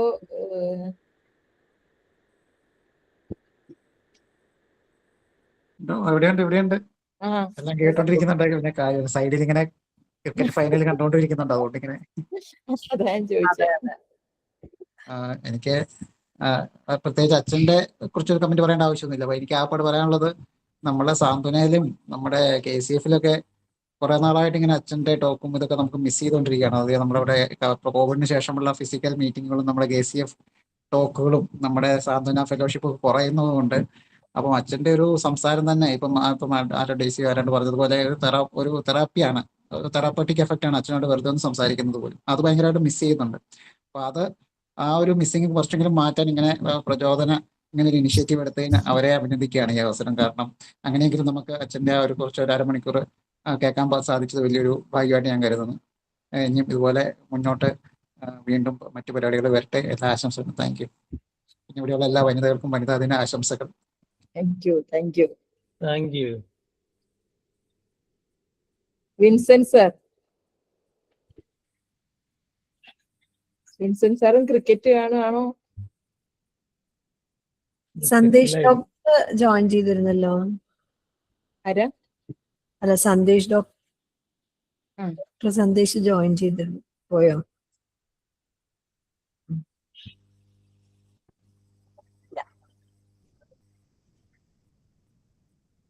അപ്പൊ ആലിസ് മാം, നമുക്ക് കൺക്ലൂഡ് ചെയ്യാം അല്ലെ? എല്ലാവരുടെയും കാരണം എല്ലാവരും ക്രിക്കറ്റ് കണ്ടോട്ടെ. നമ്മുടെ 9:04 ആയി. അതെ, നമ്മൾ ഒരുപാട് ആരുടെയും സമയം അപഹരിക്കുന്നില്ല. അതെ. അപ്പോ അച്ഛൻ, ഞങ്ങൾക്ക് വളരെയധികം നന്ദിയുണ്ട്. അച്ഛന്റെ ആ ഒരു ആത്മാർത്ഥമായ give with grace, receive with gratitude എന്ന് പറഞ്ഞുകൊണ്ടാണ് തുടങ്ങിയത്. തീർച്ചയായിട്ടും അച്ഛൻ അനുഗ്രഹിച്ച് ഞങ്ങൾക്ക് 2021 തുടങ്ങി തന്ന ഈ പ്രചോദന ബുക്ക് ക്ലബ്ബ്, പ്രചോദന എന്ന് പറയുന്ന ഒരു സംരംഭത്തിനും അതിലെ ഓരോ മെമ്പേഴ്സിനും, അത് പേഴ്സണലി ആയിക്കോട്ടെ പ്രൊഫഷണലി ആയിക്കോട്ടെ, ഒരുപാട് പേരുടെ ജീവിതങ്ങള് ഗിവ് വിത്ത് ഗ്രേസ് എന്നുള്ളത് ഞങ്ങൾക്ക് ചെയ്യാൻ സാധിക്കുന്നത് അച്ഛൻ ഞങ്ങൾക്ക് ആ ഒരു അനുഗ്രഹം തന്നതിനാണ്. തീർച്ചയായിട്ടും പ്രചോദനയുടെ ഭാഗത്തു നിന്നുള്ള ഒരു നന്ദി ഞങ്ങൾ അറിയിക്കുകയാണ്. പിന്നെ ഞങ്ങൾക്ക് നന്ദി പറയാനുള്ള പ്രചോദന book ക്ലബിലെ each and every മെമ്പറിനോട്.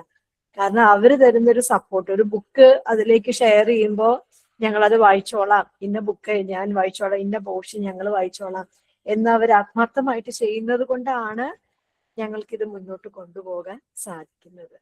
പ്രചോദന book ക്ലബിലെ ആ 91 മെമ്പേഴ്സിനെയും ഞങ്ങൾ ഈ ഒരു നിമിഷത്തില്, ഈ 5ാം വാർഷികത്തില് ഓർക്കുന്നു.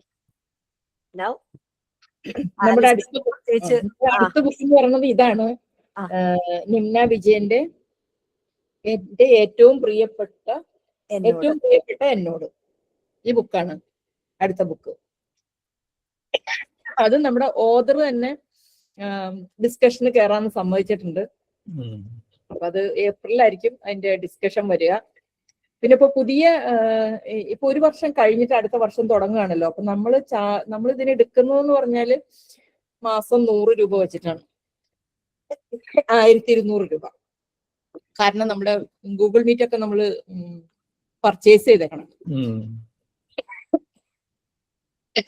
അപ്പം പുതിയ മെമ്പേഴ്സ് ഉണ്ടെങ്കിലും അതുപോലെ പഴയ മെമ്പേഴ്സ് റിന്യൂ ചെയ്യാനായിട്ടൊന്നും ഓർമ്മിപ്പിക്കുകയാണ്. അടുത്ത മാസത്തെ ബുക്കിന്റെ പുതിയ അടുത്ത മാസം എന്ന് പറയുമ്പോൾ നമ്മുടെ നെക്സ്റ്റ് ഇയറിലെ ബുക്ക് തുടങ്ങുകയാണ്. പിന്നെ അതിനോട് കൂടി പറയാനുള്ളത് പ്രചോദനയുടെ അടുത്ത ന്യൂ വെഞ്ചറാണ് ഹ്യൂമൻ ലൈബ്രറി. അപ്പൊ ഈ കേട്ടുകൊണ്ടിരിക്കുന്ന ആർക്കെങ്കിലും ഹ്യൂമൻ ലൈബ്രറി എന്ന് പറഞ്ഞാൽ നമ്മുടെ ജീവിതം പങ്കുവെക്കുക എന്നുള്ളതാണ്. അതിന് ഇൻട്രസ്റ്റ് ഉള്ള ആർക്കാണെങ്കിലും നമുക്ക് അതിനകത്ത് ജോയിൻ ചെയ്യാം.